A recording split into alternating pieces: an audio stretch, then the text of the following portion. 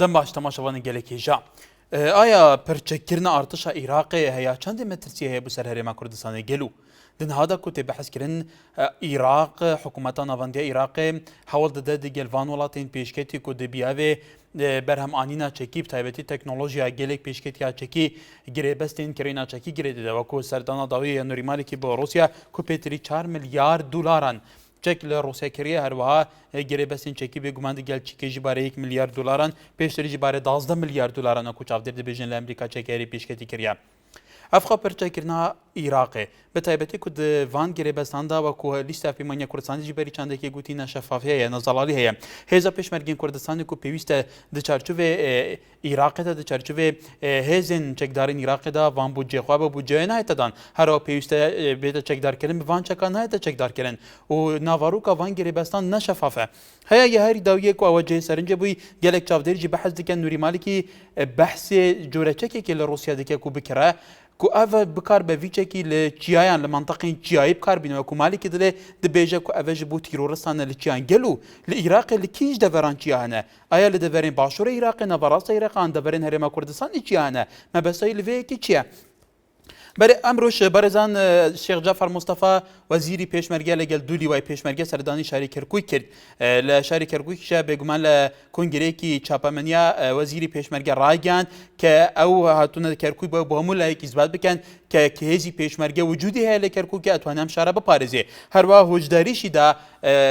fermandê operasyonekani hêzekanî Dîcle her wa Firqeyê Dazê Artişê Iraq ke ewan her cimocolê bikin ewan bersivî emane edanewe bêjgele me şer emro ala Talibanî wekû endamî lîsta Pêmanî Kurdistan li Parlemanê Iraqê li kongreyekî rojnamanî da ragihand ke ew çekanê Iraqê kirê Malîkê kirê bû lêdanî gelê Kurd e bêguman gelek çavdêrî dîke şalên pêç ewan neşewe heye alên ke me Iraq heqî xwe ye wekû hikûmetê xawen siyade li navçekeya xwî bihêz bike û pare heye çek bikire artişî xwe bihêz bike belan bem şêwaze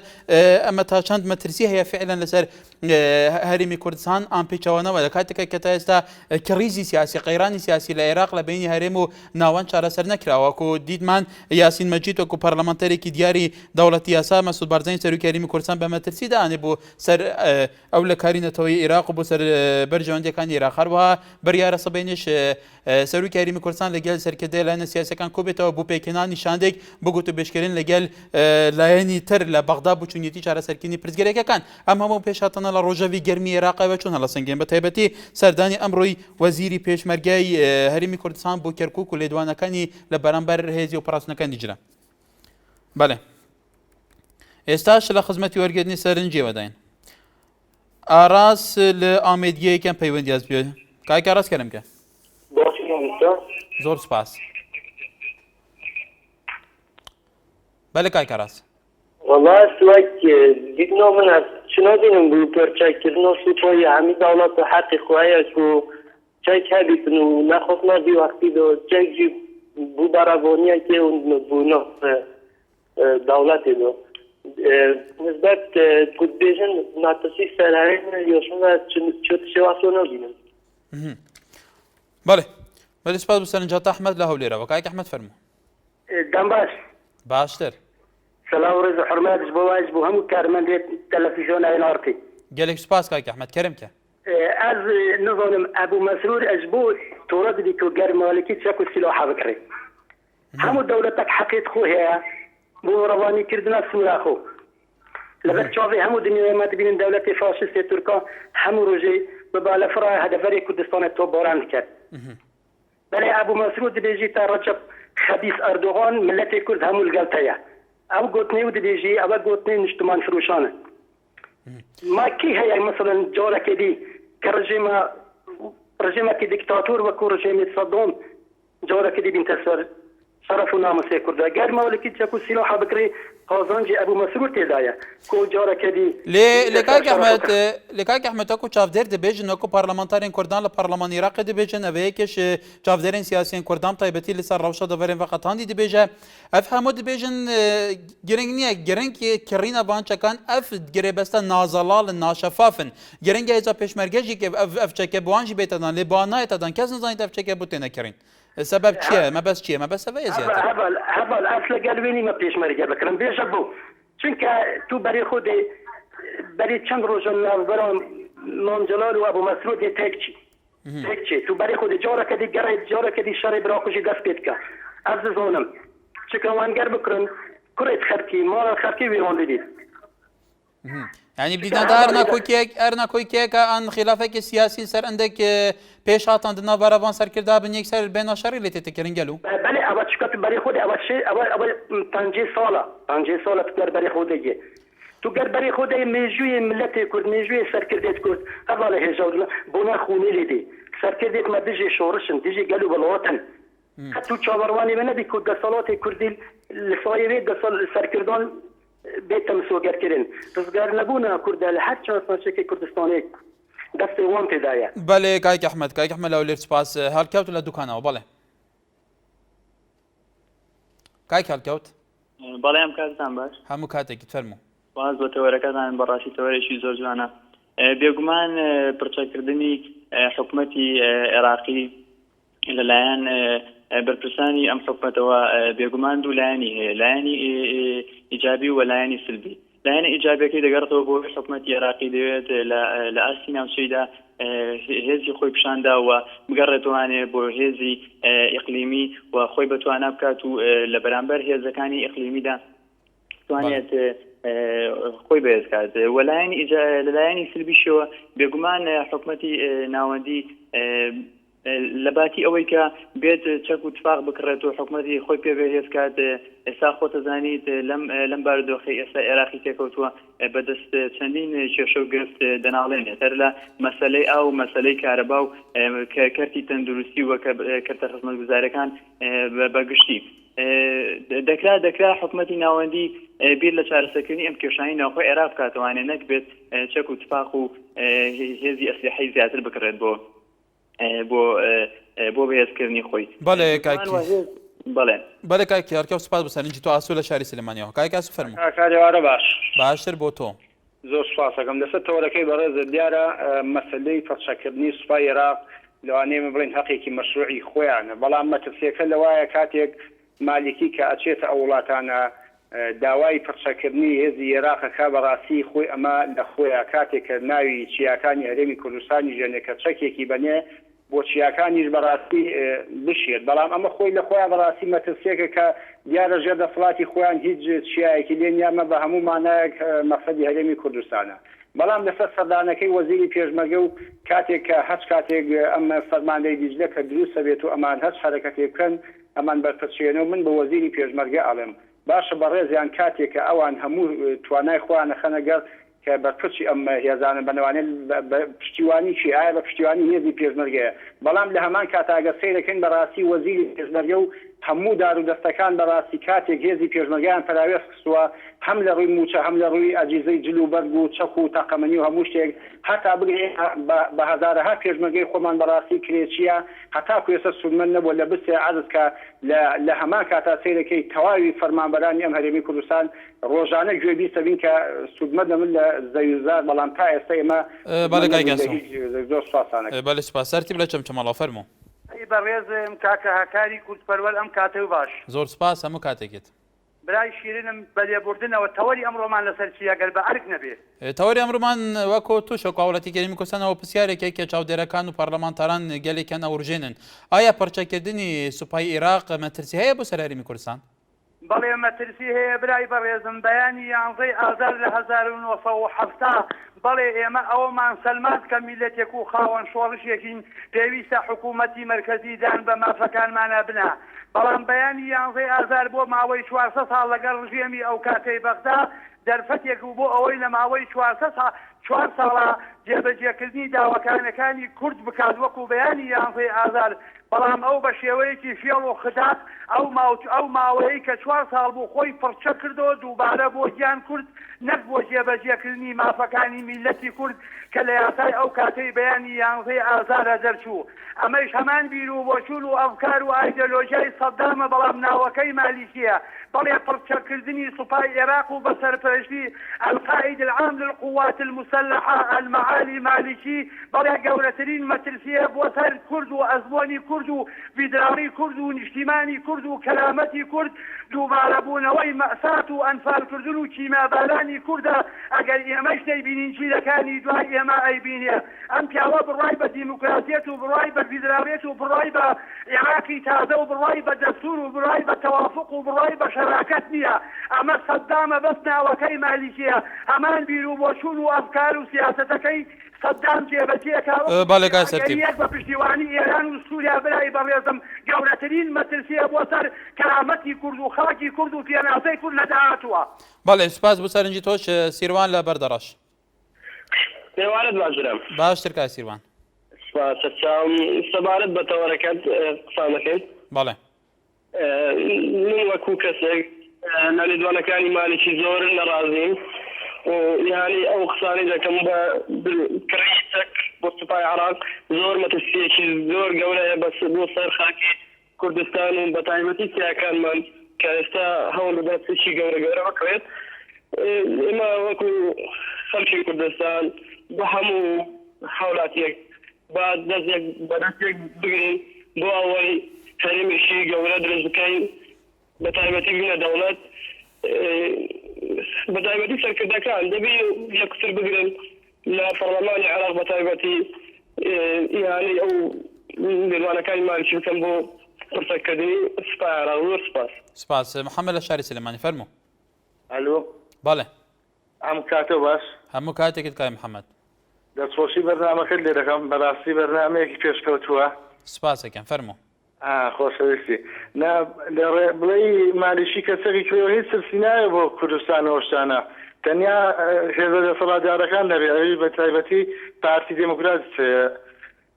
کە تۆقیوە دەڵێ لە دژیمە بەکاردێنێ ئینشاڵڵا لە دژیم مەسعود بارزانی بەکاری دێنێ. ببۆرە کاک محەممەد مەسعود بارزانی سەرۆکی هەرێمی کوردستانە تەمسیلی سیادەی ئەم هەرێمە ئەکا بێگومان پارتی شلایەنێکی گرنگی هەرێمی کوردستانە ئەگەر بە ئاویش بەکاربێنەوە کۆتواڵی بێگومان ئەمە تەسیرێکی زۆر خراپ پێتوایە ناکاتە سەر هەرێمی کوردستان. کاک محەممەد نا بەڵێ گوێم لێتە لەو باوەڕدانیم کە هەموو کوردستان بگرێتەوە تەنیا هەر دڵنیام دژی مەسعود بارزانی بەکاردێنەدەنە هێز دەسەڵاتدارێکی کە ناگرێتەوە بڵێ بەکاری بێنێ ئەم شتانە چونکە مەسعود بارزانی هەموو دنیا دەزانێت کە میلیشیا و دز و جەردەیە. ببوورە کاک محەممەد ئێمە فرسەیەکی دیکەمانە بۆی پرسیارێکی ئێمە بە منطقی جاب بدەیتەوە ئێمە نان لێرە هیچ ناو ناسناوێکی کە چیتە چارچێتە شیرە بوو هیچ کەسێک بوو هیچ سەرکێ هیچ تاکێک دابنرێت ئێمە پێمان باشە دیالوگێکی کراوای کە ڕخنەشە بێرەخنەی بە زمانی گوڵ بە شێوەیەکی باش منطقی بگە. بەرحال ئارام لە کێلارەوە کاکاران فەرموو. کاتتان باش هەموو کاتێکت حقات نەوێنە باسەوە بکەم قسەکردنی هەر وڵاتێک ئەوە مافێکی ڕەوای خۆیەتی بگرە هەرێمی کوردستانیش لە ماوەکانی ڕابردووە هەوڵی چەکڕینی یاوە لە چیک و لە ئیسرائیل و لە کۆمەڵە شوێن هەوڵی یاوە و هیچ کەسێکیش ئاماژەی بۆ نەکردووە ئەگەر بڵێت ئەم شەکانە لەبەر چی ئەیکردی وەرە بڕژێنە سەر شەفام مەترسیە بۆ وڵاتانی دراوسێ یا هەر بۆ هەر شوێنێکی کە بەڵام مەترسیەکی گرنگ هەیە ئێمە ڕۆژانە بە بەرچاوی هەمومانەوە کارەکانی تورکیا بۆ زمانی ناوچەکانی کوردستانەکەن واتە بنکەی سەربازیان داناوە. مەترسی گەورە لە ئێستادا ئەوەیە کە سنووری هەرێمی کوردستان بەکارهێن لێ بۆ کوشتنی برای کورد بەڵام هیچ دەنگێکی لێوە نایە کەچی هێزێکی دەوڵەتێکی عێراقی کە خۆی پڕچەکەکە لە کاتێکا تۆ نوێنەرت هەیە و کاتێکا تۆ سەر و کۆمارت هەیە لە وڵاتە و ئەندام پەرلەمانت هەیە کەسی ئەرکانی جێشت هەیە لە وڵاتە هەموو شتەکان تایە مشتەرەکی بەشداری ئەمە بکرێ بە قەزێکی سیاسی و بڵاوکردنەوەی کۆمەڵێک دروشم و هات و هاوار و حوسەڵەتونکردن بەڕاستی بۆ شێوازە ناکرێ مەترسیەکان لە سەروترن نەک لە خوارەوەترن بۆیە بە بڕای من ئەم پرچەکردنە شتێکی زۆر ئاسایی حکوومەتی عێراقیش زۆر بە مافی خۆنەزانەیە کە بۆ ئەمن و ئاسایش و بەرەنگاربوونەوەی دژی تیرۆر ئەو چەکانە بکڕێ بۆیە بەلای منەوە شتێکی زۆر ئاساییە و ئەنجام بەڵێ کاکێرام بەڵێ سپاس بۆ سەرنجی تۆش دیارە بچوونی جیاواسەیە بەڕێزان عارف قوربانی شەکۆیەکێک لە چاودێرە سیاسیەکان لە هەرێمی کوردستان کوتارێکی نووسیوە لەبەر هەندێک بەرگی گرنگی وتارەکە لەسەر ڕاوشەکە بە تایبەتی کڕێنیچێک پێم باشە هەندێکیان بۆتان بخوێنمەوە ئەڵێ دەبێ ناوچە شەقاویەکانی عێراق کێ بن ئەی ئەو تیرۆرستانەکەن کە لە چیەکانی عێراق ئەگەر کورد خۆی گێل نەکاتەوە کایک عارفەڵێ ئەوە مالکی باشکرا پێشمەرگە بە تیرۆرست ناودەبە پێیان دەڵێت کە لە داهاتوویەکی نزیکدا پەلاماری کوردستاندا دەموشاخ و دڵۆڵوت کێچیەکانتان دەکەن بە خۆڵەمێش ئەمەش ئەو ڕاستیەیە کە پێشتر لە زاری حاکم شێخ لەتیف پەرلەمانتاری فراکسیۆنی گۆران لە بەغداوە کە ئاشکرای کرد کە نووری مالکی پلانێکی شاراوەی هەیە بەڵێ بەڵێ تەماشاوان نجات هەوارەمەی ئەیرۆ سەر پرچەکردنا ئارتشە عێراقی پرچەکردنا ئارتشە عێراقی گەلو فعلا مەترسیە بۆ سەر هەرێما کوردستانی دەمەکەدا کوهان چاودێر دەبێژن هەرێما کوردستانی نوها بێچ گۆڕەپانێک هەر کەسێک دێت بەلێ تەڤەنگۆخە دەدەتێ بێگو چاودێری و چێت رەخنەیەکی دووەلی و نافخۆی جیل سەر بە ئەڤە ئیران دەڤێرن مەتۆبار دەڤێرن سنووری تۆباران دەکەت تورکیا ڕووجانە سنووران دەرباز دەکە وەکوت بێژن بنگهێنوان دناواخە عێراق یا هەرێما کوردستانێدانە گەلو بۆ ڕەوش ڤایە دەڤێرێدا دڵشاد لە زاخوت گەلمەیە بەلێ کای دڵشاد چاوانێ بەڕێز ئەس باشم سپاس دەست خۆشی زارکێن بۆ تەوارێتە سپاس فەرموو دەبارە تەوارێتە ئەم مەرزێتان بزانن بۆچی ئارتێشە عێراقی خۆ پەرچاک دەکات یعنی ئەگەر نەبوو کردۆ بیت پێویستە وێ چاکی بەشێکێکی بدێتە پێشمەرگە هەرێمێ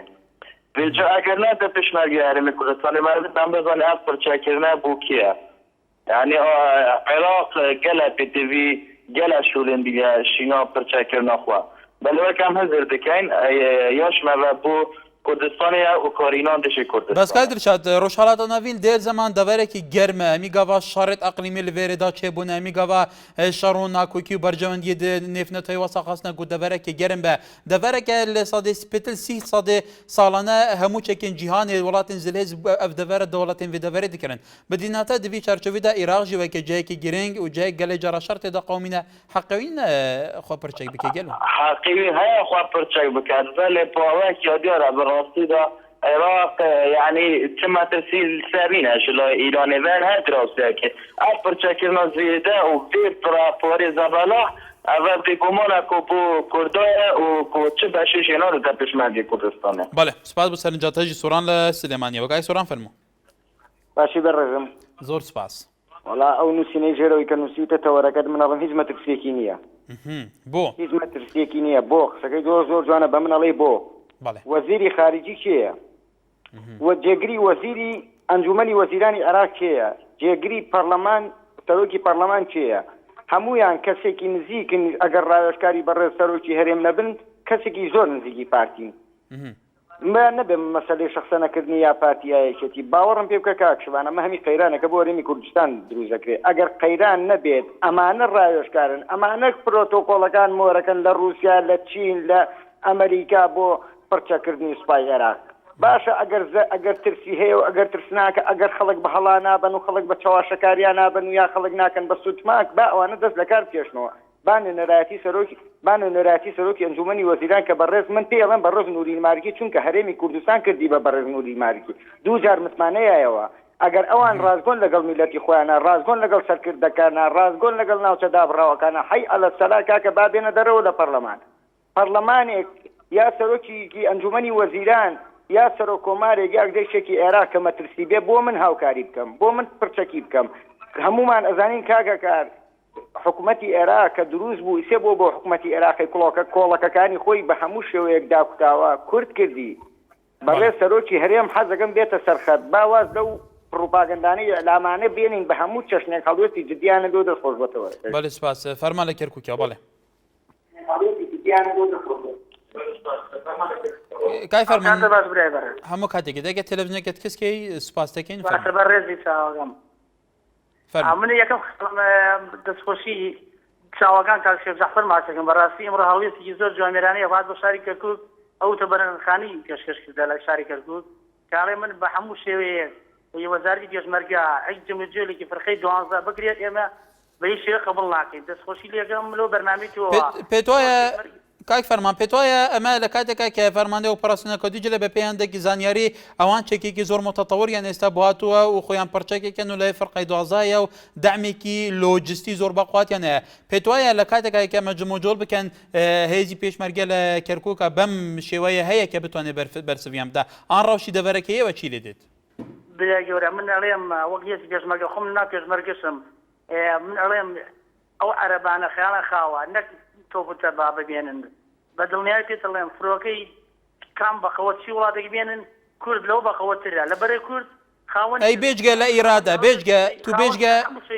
بەڵێت بێژگە کە تۆ خاوەن ئیرادەیەکی نەتەوەیەکە خۆت ئەڵێ و ئیرادەیەکی بەخواتت هەیە و بەس ئەگەر ئەو هەموو تۆپ و تەیارە و هەموو ئەسلحە پێشکەوتووە لە بەرامبەری تو بەکاربێنێت ئەی تو چیت پێیە لە بەرامبەر ئەو بەکاربێنی بۆی دیفاع لە خۆ بکەیت من بۆ بۆ ناڵێم داواکارم لە هەموو هاوڵەتیان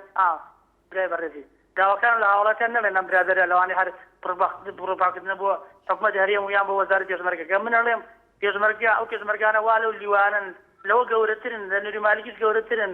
یەک سینی شڕیان بێ بێت چوار شەیژنگی بێ بێت لەو تۆ بۆدارەوان بەخەوەتر لەبەر ئێمە ئیرادەمانێ ئێمە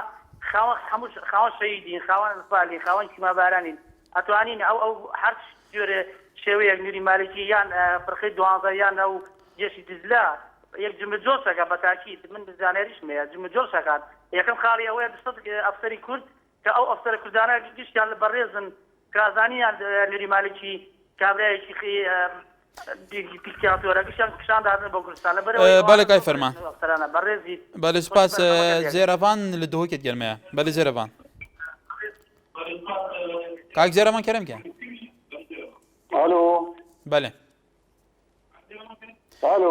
کای زێرەڤان ئەس گۆداریەتت کەم تکایە بەرەزان کە ڕۆژانە ئەس بێژم ئەگەر دەنگی تەلەڤیزیۆنە خۆکێم کەنجبەرک و نەکی مشکیلەکایەک و دەنگی تەلەڤیزیۆنی بڵند بیتیان کێم لێ ئەڤە مشکلەی دروست دکات کە تەکنیکی دەنگیوە باش نایەتەمە کاک زێرەڤان کە دەنگی تەلەڤیزیۆنە خۆکێم کە یەکەم جار گەلێک مەمنونم و کەرەم کەت خزمەت دەمە سەرنجە خۆ بێژم باشتر بووتە کەرەمکە باز بۆ بەرنامەی جوان بوو ستافی بەرنامەتە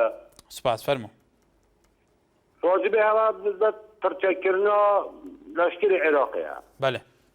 مەترسی بۆ سەر هەرێما کوردستانی بەڵێ بێشێکەوە دانی حەقی هەر دەوڵەتێکیە چەک هەبیت بۆ سپای خۆ چەکێ تەتەوریە پێشکەردی بۆ پاراستنە سەروەریە وڵاتێ خۆ بەس پەلوێرێ بێشێک کوان بێژین دەوڵەتێت عێراقی ڕژیمێت عێراقی یەک دوێک ویجا کە چەند ساڵە عێراق هەر پەرچەکردنە سیلەح بۆ جێشا خۆ چەک کڕی بی تەبعەن دژی گەلێ خۆز دژی تایبەت گەلێ کورجێ کاریمە ئەوە بێشێک مەترسیە هەر کەسەی بێزدانی ئەوە جیە خۆیا دژی سەردانا جەنابێ وەزیرێ پێشمەرگێ بۆ کەربی بەڵێ از پێشمەرگە بە کاکێ من از پێشمەرگە مەدوالی وایە مشتەرەک دایێت هاوبەش وەزارەتە پێشمەرگە بەڵێ باشە بەریق و جەنابێ وەزیرە بچی سەردانا کەربی بکرد ئایا وە فکرەمە پێشمەرگەی کردیە وە 12 لیوایەت کو تشکیل کرده وزارت پێشمەرگەی بێژی پرسام ئەوە جەنابێ وەزیرە ئایا حتا بێگاوێ ئەوە چەند دەف 8 لیوە 4 لیوە تازە دامەزرانده 8 لیوە دامەزرانده حتا بێگاوێ 300 دینار 300 هزاره و پێشمەرگەی زبری نەلا پێشمەرگەن زۆین چ لێ دێتان خۆڵە حتا بێگاوێ نەدۆی تەنها معاش پێشمەرگەی 500 هزاره درسته ایرادا مقوته ایرادا گله کتیا قوته برانبر تانک و توپ و فروکت مالکی پس با تنیاره دست نینه لازمه بله کاک زێرەڤان سپاس طبعا کاک زێرەڤان پرسێکی گرنگ ئازرانت دنهادا لە هەرێما کوردستانیژی کە وەکو ئەو بخۆ پێشمەرگە بەڕێزان دەبێژیت هەیەنها هێزی پێشمەرگەی کە پێشتر لەسەر ئیدارەی سلێمانی و ناولێر بووان بە باشتر بڵێن لەسەر هەر دوو پارتی فەرمانڕەوا بوو تا ئێستا ئەم هێزە بە تەواوەتی یەکیان خستوتەوە یەکیان گرتوتەوە لە چارچەوەی هێزێکی نیزامی نیشتیمانی لە کوردستانە کە بتوانن لە هەر پێشهاتێکی وا لە ڕۆژەوە بتوانن ئیرادە و کاریگەری خۆیان هەبێ قادر لە شاری سلێمانی فەرموو کای قادر باش بەڕێزەکەم هەموو کاتێکی بەڕێستان فەرموو وڵی زەحمەت نەبێت لەسەر تەوەرەکەتان بە داوا لەو برا بەڕێزانەکەم کە پەیوەندیەکەن ناوی هیچ لایەنێک نەهێنن بڵێن بۆ نمونە پارتی بێ یەکێتی بێ هەچ لایەنێکی سیاسی بێ چونکم ئێمە هەمومان هەر کوردین هەمومان خەڵکی ئەم وڵاتین مەترسیەکە لەسەر هەموو تاکێکی ئەم کوردستانەیە سبەینە هەچ شتێک ڕووبات لە کوردستانە لە عێراقا و بە تایبەتی لە کوردستانە هەچێک ڕووبە ئێستا ئەوان ئەگەر بۆیان بکرێت ئەمڕۆ حاڵەتی ئەمنی هەموو شارەکانی کوردستان حەمد و سەنا بۆخوا بەقووەتە شەو کەی ئەچیتە دەرەوە کەی یەیتە ماڵەوە بۆ هەشت لایەکەچی هیچ کێشەیەکمان نییە جا ئێمە بێ لێرەوە لە ڕێگەی ئەم بەرنامەی جەنابتانەوە ئێمە سوپاسی برادرانی ئاسایش و پۆلیسی هاتوچۆ هەمویان بکەین چونکم ئەوان بە حەقەت هیلاکە بێت لە لای ئەوەشەوە کە مالیکی چەک ئەکرێ و سوپای عێراق چەکدارەکە بەڵێ مەترسیەکی زۆر گەورەی هەیە بۆ سەر هێزی پێشمەرگە ئیتر هێزی پێشمەرگە کەوتی هێزی پێشمەرگەی کوردستان هیوادارین ئەوانەی کە دوای من پەیوەندیەکەن ناوی هیچ لایەنێکی سیاسی نێنن چونکم مەترسیەکە لەسەر تاک بە تاکی ئەم کوردستانەیە بەڵێ بەڵێ کاک قادر سپاس بۆ سەرنجی تۆ شۆریا لە شاری سلێمانی بەڵێ کاک وەریا فەرموو دیارە پەیوەندی پچرا عەبدولخالق لە شاری هەولێرەوە فەرموو کاک عەبدولخالق دیارە پەیوەندێکی کاک عەبدولخالقیش پچرا بەڵێ بەڕێزان پشتی وێ ناوبەرێ لە سەرامان تەوار دێ بەردەوام بین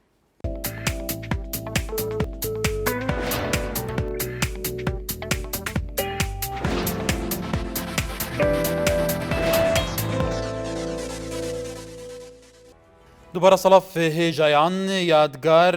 لە سەرتۆرێ کۆمەڵاتی پێیجێنارتی دنیویسە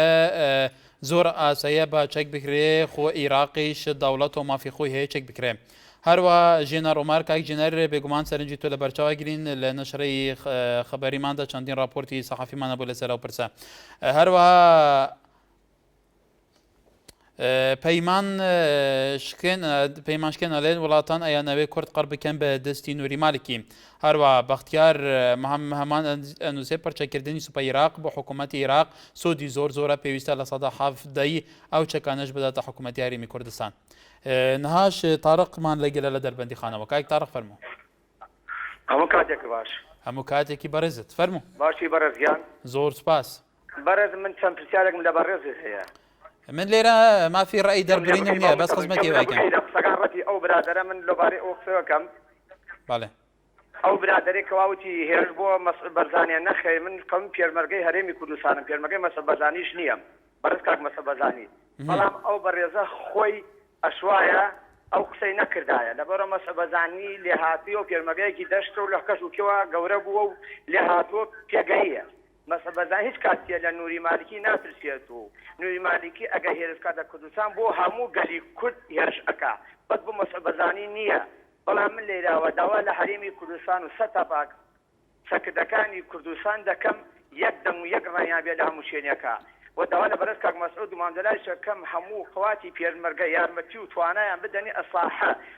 بە ئاربیجیەک بە بیکەیسیەک بە ڕەشاشێک هەموو خەواتەکە نووری مالکی ئەشکێنێک تایشمان پێویست نییە کورد تارەیە کورد توانە هەموو قوتێکی هەیە لە هەموو هێزە لە کەس ناتەزێ غێرن خوای لێوە دەرچێ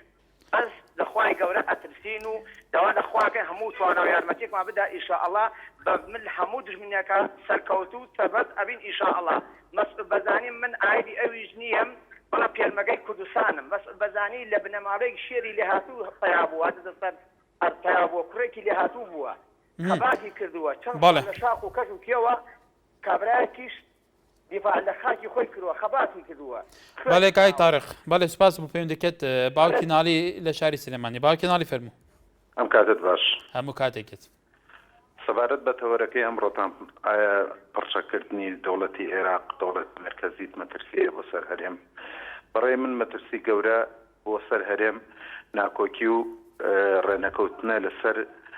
بینی حزبە سیاسیەکانی هەرێمی کوردستان خۆی ئەگە بێت ئێمە یەک دەنگ و یەک هەڵوێستوان هەبێت لە بەرامبەر هەموو ڕووداوەکانی عێراق ئەوە مەترسەکە زۆر کەمتر دەکاتەوە بەڵام لە کاتێکا کە ناکۆکی لە بینی دەسەڵاتی هەرێمە هەبێت چ دوو حزبە سەرەکیەکە چه ئۆپۆزیسیۆن چه هەر لایەنێکی کە ئەوە واکە کورد زیاتر لاواز بێ و مەترسیەکە دروست بێ ئەو حکوومەتێکی ئێستا هەیە لە بەغداد هەمان ئەو حکوومەتەیە کە خۆمان دەنگمان پێدا و لە ڕێکەوتنی هەولێرە دروست بوو بە پشتیوانی دەنگی کورد ئەو متمانەیە وەرگر گەورەترین مەترسی بەڕێی من ئەوەیە کە ئێستا ئێمە ئەوەکەین و ئالەم کاتەشا ئەم پڕچەکردنی حکوومەتی عێراقی حەقی خۆیەتی ئەو نە مەترسێکی گەورە نییە تەنها لەوانێ بۆ لەبیرکردنی خەڵکەکە بێت کە کۆمەڵشتی ترمان لەبیر بچێتەوە وەکو ئەو شیرینیەی نەوتەکە و کۆمەڵە مەسایلی تر یا بۆ نمونە بێسەر و شوێنەکان و ئەوانە ئەگنا لەم کاتە حکوومەتی عێراقی وەکو هەموو حکوومەتێکی کاتوانێت خۆی پڕچەکە و چۆن ئێمە لە پاسەوانەکانی سنوور و هێزی پێشمەرگە ئەوانش کە سەر بە وەزارەتی دیفاعی عێراقین و ئەتوانن هەر چەک لەویش وەرگرن لەوانەیە بۆ ئێمەش باش بێت بەڵام مەترسی گەورە لەسەر ئەوەیە کە ئەمڕۆ خۆمان یەک هەڵوێست و یەک دەنگ نین کورد وەکو ڕەنگی کوردی لە پەرلەمانە لەبەرەوە بەڕێی من مەترسی گەورە ئەوەیە گەورەترین جوابیش بۆ ئەوە ڕێخستنەوەی دەنگی کوردیە لە هەرێمی کوردستانە بەرامبەر هەموو ڕووداوە ناوەکی و دەرەکیەکان چه مرکزی بێ چه وڵاتانی دراوسێ بێ بەڕێی من ئەوە مەترسی بەڵێ کاک نالیوادارین بۆچوونی تو بلایەنە سیاسەکان گەشتی بە کوتواڵی کێرین مەترسی ڕێک نەخستنی ناومالی کوردی بێ کە ڕۆژانە بێگومان چەندین کەسی دەوەکو بەڕێزت لەم بەرنامەیە باسی ئەوەیەکەن و بە پێویستیش بز ئەزانن وەکو چاودێرەکانی شادن کە ناومالی کورد ڕێک بخرێ بۆ ڕێک ناخرێ ئایا سەرکردەکانی کورد ئیرادەیەکی وا بەهێزیان نییە کە بتوانن لە گەلێک دانیشن بۆ ئایندەی کورد بۆ ئێستای کورد و بۆ ئەجندا و ستراتیجێکی هاوبەشدانن بۆ تەعاملکردن لەگەڵ هەموو پێشاتەکان بۆ نییە ئەوە تا ئێستا هیوادارین بێگومان بەرسیڤی ئەم پرسیاری توش و گەلێک بەڕێزی تش بێگومان لای ئەو سەرکردە بەڕێزانەیە خالید لە کەرکووکەوە کاک خالی فەرموو ئێوارە باش باشتر بۆ تۆ ئێوارە باش برن باشتر کاکە خالید فەرموو دەستخۆشی بەرنامەکەت بێکەم بڕای بەڕێز زۆر سپاس بۆ بەڕێز فەرموو بەڕای من ئەبێ ئێمەش خۆمان پرسەک بکەین بەرامبەر بە مالیشی وەلەو من بە مەترسیشی وا گەورەی نابینم وەکو کەرکووچیەک سپاس بۆ خوایە مەسەرۆکیشی وەک جەنابی مەسعود بارزانیمان هەیە بەڕێی من لەسەر نەخشەی زیان چۆن نوت بۆ نەخشەیەک بۆ کوردستان من وا هەست دەکەم لە گۆڕینی نەخشەی ڕۆژهەڵاتی ناوەڕاست ئێمە ئەبین لە دەوڵەت کێشەکە زۆر لەوە گەورەترە کە هەندێک خەڵک فکری لێکاتەوە گوایە مەترسیەوە خۆی کورد بە مەترسیە زانێ لەسەر خۆی مالیشی خۆی متەکیدە ئەو بەرنامەی جۆ بایدن کەوتی بێمە سەر کورسی دەسەڵات خەریکی عێراق گۆڕمێکەم بەسێ بەشەوە بەڕێی من ئەمەیە مەترسیەکەی مالیشی لێنێ پێمە وەکو کەرگووشێک نەک تۆپ و دەباب و تارەیە شانزە دێنێ بە هیچ شێوەیەک لی ناترسین ئاستانە فاچی وە ناتین بەڵام لە ئەمان کاتشدا پێویستە وەزیری پێشمەرگە ڕەو بۆچوونی خۆی هەبێ و جوابدانەوەی هەبێ بۆ خواتی دزلە من برادرم هەیە لەناو ئەو خواتەیان بەپێی مەعلوماتم هیچ مەبدەئیشیان نییە هاتوونە بە هەنێ پارە بە زۆر هینانیانە لە ئیمارە لە بەسڵە لە نەجەفەوە جوندی سەربازی شیعی هاوردووە زۆر پرسیۆکانە شن بڕوا بکایانی وەک ئێمە باستیانەکەی بەو شێوەیەنی بەڵام پێویستە کوردێک دەنگ بێ پشتگیری دەنادی سەرۆک بارزانانی کە لەبەرەوەی داری پێشوژوو ئەمە کێشەیەکی شخصیە لە بینی بارزانی و مالیکی شتیوان نییە بەڵێ کاک خالید دیفاع لە هەموو نەتەوەی تر دەکات نەک لە پارتی بەتەنیایان لە حزبێکی تر بەتەنیا بەڕێی من سەرۆک بارزانی سەرۆکی نەتەوەی کردە و ئەوش ئەتوانێت نەخشەی لەن نەخشەیەم زارەیە لە گۆڕینی نەخشەی ڕۆژهەڵاتی ناوەڕاست کورد بکا بە دەوڵەت لەسەر دەست بەڵێ کاک خالید سپاس سپاس عەبدولقادر لە هەولێرەوە بەڵێ ئەو کاتت باش هەموو کاتێکت برای بەڕێزم ئەمن دەرێم کورد لەبەر ئەوەی یەک هەڵوێست نییە لێ مالیشی ئەو کارانە دەکا و داوا لە سەرۆکی هەرێمیش دەکا کە داوا کە کۆبوونەوەی دەکات دەگەر سەرۆک حیزبەکان و کەسایەتیەکان پاسی ئەوەی کە وەفدەکە ڕۆی لۆ بەغدایە دەگەر هەموو ئەو حیزبانە دابنیویسی لە تورکیا و لە ئێران و لە سووریا و لە کوردستانی خۆشمان هەمووی پێکەوە دابنیویسی قراری نیایی بدەن چونکە مالکی کە باسی چەک دەکات دەرێ لۆچیایەکان بەکار بێ تەنیا ئەمە چیامان هەیە چیای کورد هەیە لە سووریای چیایەکانی هەندێن و زۆزک و چیای دهۆچێ و چیایەکانی پێزون و ئەو زۆرە ئەو چیانەی کە هەیتمان لە ئەحمەداوا و معناوەیە تادیدی هەموومانی کردیا کاکە هەتا کەینێ وەکی کاکسۆران سلێمانی گۆتی با خۆمان بچێشینەوە وەڵڵاهی ئەمنیش دەرێم بخۆ بچێش کردەوە تهدیدێکی مباشرە پێش ئەوەی کۆبوونەوەکان حەفزان بدەنە لەگەڵ ئەو حزبانە و لە کاتی خۆی شاعیر دەرێ قەت مەڵێن دوژمن بەهێزە تۆپ و تەیارەی هەیە گەر یەکێتیمانە هەبێ و زەحمەتان خۆی ڕاگرێ لەگە ڕێز سپاس. بەڵێ سپاس پۆلا لە کەرکووکەوە کای پۆلا فەرموو. ئەم کاتتان باشبێ بەڕێز هەموو کاتێکت کاکە دەستخۆشی و بەرنامەیە لێکەم بەڕاستی بەرنمەیەکی زۆر جوانە بەڵام بۆ کوردێکی یەکگرتو جوانە نەک بۆ ئەم کوردانەی بەرنمەکەی تۆ لەسەر پڕچەکردنی چەکە خەڵک سەبە مەسعود بارزانانی هیوادارم هێرش کاتە سەری ئەگە ساحب ئەو کوردەبین مالکیش خۆی پرچەکەکە و چەکیش دێنیە و لە کوردی شەدا تێگەی کاک محەممەد بەرنمەکەی تۆ لەسەرەوەی کاکسۆران هێرش کاتە سەر کوردی تر مالکی چۆن نایکاتە سەر کورد ئەگەر کورد یەکگرتو نەبێ بە یەک دەنگ نەڕاتە پێشەوە دڵنیا بە لە گردەکە مدفعدانێت و لە هەولێرەدا بەڵام پارتی صاحب ئەمەنە ڕۆڵەی بەوەفایە بە پارە بێ بە مەعاش بێ بێ هیچ شتێ بێ کوردەیکە دڵنیا بێ کاکە سۆران و کاکە محەممەد پارتی ناڕوخێ صاحب و بیر و بۆچوونەی خۆیەتی تێگەی ئەو هاش بەرامبەر مالکی و ئەمسالی مالکی و ئەوە سێتەوە. بەڵێ کای پۆلا بێگوم ئەوان سەرنجی خۆی گوت و سەرنجی خۆتت گوت و سپاس بۆ پەیوەندیکەت ئاراس لە دهوکێ بەڵێ کایکە ڕاستکارم کە دەمەدا باش باشتر بووتە دەستخۆشی بەڕۆمەدا بکەم زۆر سپاس بەرە بەس مزید فکرش بژمەتە پرچەکی و جێشەوی چ تاثیر کوردان ناکەتن هەکە کورد ئێک بن بۆچی ئەف کاگە ڕاست ئەف پرسە ڕۆژانە تێتە ئازراندنە کرد کورد ئێک بن بە 300 ساڵە بەریان ئەحمەدی خانیژی شاعرە کوردا گوتنە شاعرت کوردا هەمی دەردێوان ئەو بووە کورتێک بنە بۆ یەک بینە مالکی چێکات بەڵێ هەکەرە ئەم کورتێک بین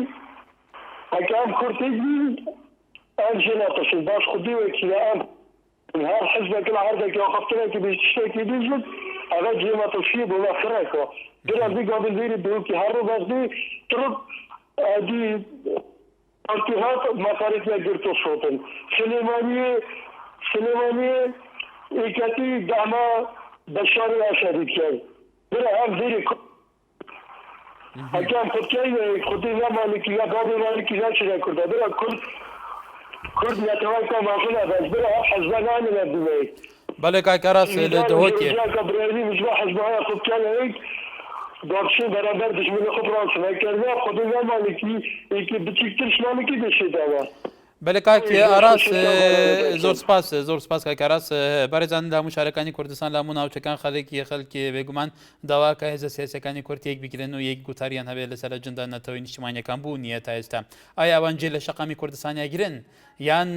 وەکو ئێستا سیاسەتێکن وەکو کاکی ئارازیش بێگومان بە شێوەیەکی زۆر سادەوەتی هەر حەزبێ بخۆی قسەکە بخۆی لێدوانەدا لە کاتێکە سەرۆکاتی هەرێمی کوردستان هەیە لە کاتێکە پەرلەمانە بۆ ئەمە هەمووی لە چارچوەی بە نیشتیمانی ناکرێت بە سیستەم ناکرێت بۆی گوتوبێژ ئاراسی گوتوبێژەکان دیاری کراوە بێت متفق بن هەمولایەکان لەسەر و تەسیری شەبێ بێگومان حتا لێدوانی پێچوانە هەیە لەگەڵ پەرلەمانتارێکی یەکێتی ئەڵێ کڕینی چەک لەلایەن مالکیەوە یەکەم بوو لێدانی گەلی کوردە بێگومان هەشە هەر نەفسی پەرلەمانتار پێچوانەوە لێدوانەدا بەڵێ عزیز لە شاری سلێمانی کاک عزیز فەرموو مرحبا سەرچاو مرحبا لەوێ سەرچاوم کاک عزیز بە پێشەکی پاتێ شعرتان بۆ بکۆموانێ دوای ئەسمەسە قسەکان بەڵێ کاک عزیز ئەگەر تێلەڤیزنەکەت کەسکەی تکایە بۆ ئەوەی زیاتر خزمەت بکەم بەڵێ باشە بەڵێ باش ئەڵێ ئێستا حکوومەتە جوولەکەی بێفەڕ کورد ناو نییە لە کوولەکەی تەر شتێکی کەم و جزء و نوقسانن بەڵام وجودی عەرەب نازانن کوردە لاخۆی تۆ 30 ملیۆنی تاوەکو ئێستا بێسەر و شوێنی لا ئەقلی کەم بەقەی فەڵەستین ناوی خۆ دەرخە لەسەر ڕووی زەمین برای بەڕێزم بە یەکگرتنی کورد حکوومەتە ئەگەر یەک نەگرن هەزار قسە بکەن پولێک نایەنێ و ئەوەی مەسعود بەرزانیشی خۆش ناوێ بە تەئکید دڵسۆزی کورد نییە و دڵسۆزی خاکی کوردستان و خوێنی شەهیدان نییە هەر ئەو پیاوەشە بە دوای حەقی کووردا ئەگەڕێ دڵخوا هاتی بەڵێ سپاس بە سەرنجی تۆش عەلی لە وڵاتی سوید کاک عەلی فەرموو الو بەڵێ مرحبا سەرچاوم کاکە بە نسبەتە تەوەرەتە وەڵا مالکی حەقی خۆیەتی بڵێن جيشی عراقی پرچەکە بەڵام حەقی خۆی نییە جێشی عراقی بەرامبەر کوردستان پرچەک بکە ئەبێ ئەو دووشە لە یەک جیاب کرێتەوە بەڵام وەکو خۆشمان ئێمە لە خۆمانەوە من جارێکی دیش قسەم کردووە لە خۆمانەوە دەست پێ بکەین ئێمە بە مالیکێڵی دیکتاتۆر بەڵام لە کوردستانیش هەموو دەسەڵاتەکان لە دەستیەکە کوا ئۆپۆزیسیۆن چی هەیە کوا فڵان کەس کوا ئەوانەی کە قسەکەن وەختی قسەکەن بە گشتی کوردستان قسەکەن داوای یەکگرت نەکەن بەڵام بە باڵای سەرۆکی هەرەمە هەڵەن کاکە کوردستان هەر سەرۆکی هەرەمی تیا نییە خەڵکی تری تایە مەحارەزەی تایە سەرۆکی عێراقی تایە ئەم شتانەی تایە ئەبێ ئەو خەڵکەیەکە داوای یەکگرتنەکە وا قسەکە گەنە سەرۆکی هەرێم تۆ مناقەشە دروستەکەی باسی سەرۆکی هەرێمەکەی سەرۆکی هەرێم ئەمری کردووە سەرۆکی هەرێم ئەمە کردووە خەڵکی جواب بتاتۆ ئەوە سەرۆکی هەرێم لە سێ پارچەی کوردستان بەڕاوی کوردی کردووە ئەوەی ش جواباتۆ ئەگەر تۆ ئەوە نەوەی خەڵکیش وە ناڵێ ئەگەر بڕین نەوشیروان خەباتیێرە خەڵکیش باس دەکا ئەگەر بڕین مامجەلال سەرۆکی کوردە ئەوش باش جواب بداتەوە بەڵام ئەگەر تۆ بێیت بە شێوەیە قسە بکەی بڵێ هەر هەموو شتێ لە سەرۆکی هەرێمە و قەڵایە و بیرروخێنەوە بەڵام لەگەڵیشما باش کاکاری من نازانم بتعدیت تو باسی من وەکو پێشکەشکاران باسی خەڵکە وڵا باسی ئەو خەڵکەیەکەم کە قسەیەکەنەوەڵا تۆ تەوەرەکە جوانە و جوانیش قسە لەبەرەوە ئەڵێ تۆ لەبەرەوە من باسی تەوەرەکەیەکەم و بێگومانیش ئەو خەڵکیش خۆی ئازادە بەڵێ مەسعود بارزانی و ناوشێروان مامجەلال باسی هەر کەسێک بکە کە هەر کەسێک پێ باش بێ بەس بە شێوەیە کە تەشیر و ناوزەڕاندن نەبێت خەڵکی ئازادە چون سەرنجینشان تەشیر و ناوزەڕانی ناکەین بەڵام ئەگەر ئیجازەم بە یەک تۆ ئیجازەم بە قەتفی نەکەی تەشیر و ناوزەڕان ناکەین بەڵام خۆ لە بەرچاو هەموو کوردایە کە ئەوانەی کە مالیکیەکە لە کولور لە کاولێری ژەکرێت باشە مالیکی چی داناوە کوڕەکەی برازاکەی کوڕی برازاکەی کوڕی ئامۆزاکەی ئەمانە هەموو جملەکانی دەسەڵاتیان کە تۆ دەست بە خەڵکی ژەڵێ دیکتاتۆر باشە ئێمەڵێن مالیکی دیکتاتۆرە ڕاستە دیکتاتۆرە بەڵام دیکتاتۆریەکەی تۆش لە هەولێران لە هینەکەی مالیکی کەمتر نییە بەڵێ کاکێلی سپاس عزیز بەڵێ کاکەلی ببوورە گارەکەتی زۆرمان بە جەنا بدا عزیز لە چەمچەماڵەوە کاک عزیز فەرموو اسمامی وارد باش باشتر بۆ تۆ سەیدە گیان هەموو کەس باسی هەموو مۆزوعێکی کرد و هەموو تەرحێکی کرد ڕێزمێ بۆ قسەی خەڵک من یەک شتێک هەڵم کڕینی چەک و ئەسلاحی بە قووەت ئەمە مەترسیەکی گەورەیە بەس مەترسی نەمبەر وان ئەوەیە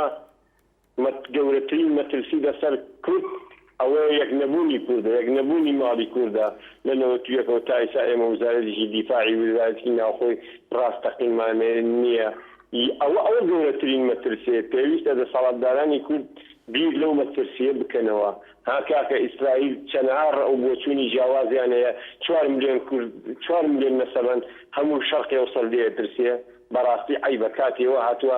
مەترسی ئەوەیە تاکویسا ئێمە کردن ڕێزمێ بۆ ڕێی خەڵک تاکویسا ڕخنەی بنیادەر ناگرین ڕخنەی ناشری نەگرین من بە تۆ ئەڵێم خراپ تۆ بە ئۆڕێ خراپ کاتی ئێمە فێر ڕخنەی بنیاد نەرێن ئەبین بەشت ئەبین بە وڵات ئەگەر وەلامانە بێ بۆ نیشتیمان داوارە دەسەڵاتدارانی کورد دەگەم عیبە بایەک بگرین بۆ ئەوەی مەترسی لەسەرمان بڕێتەوە سپاس بەڵێ سپاس ئەمان لە شێڵات دزێ کاکەماش کەرم کرد ئالۆ بەڵێ چاوانی باشی ئەس باشم سپاس کەرم کە دەستخۆشی بەڕەمەدەزیێن تەوارێتە وسە جوان سپاس کاکەمان فەرموو بەڵێ بوو ئێگرنا کووردا ئەس هەندە تشا دەبێژن بەڵێ سەبەرات بوو بناخلێ کونگرێدا تەپێ تورکیا کو مەلەبەختی لەو ساخفتی و بەرەس ماسوو بازانیاک و ساخفتی يعني محمية باي خده ملابختيا چگود و مسعود بارزاني چگود مسعود بارزاني گود دولت کردویره او هنده سال او کل مثلا دانا کشتن با چیارا و برسو ترسو و او داخل بجیتن يعني في دولت کرد گوی خود اردوغان دی اردوغان چن و يعني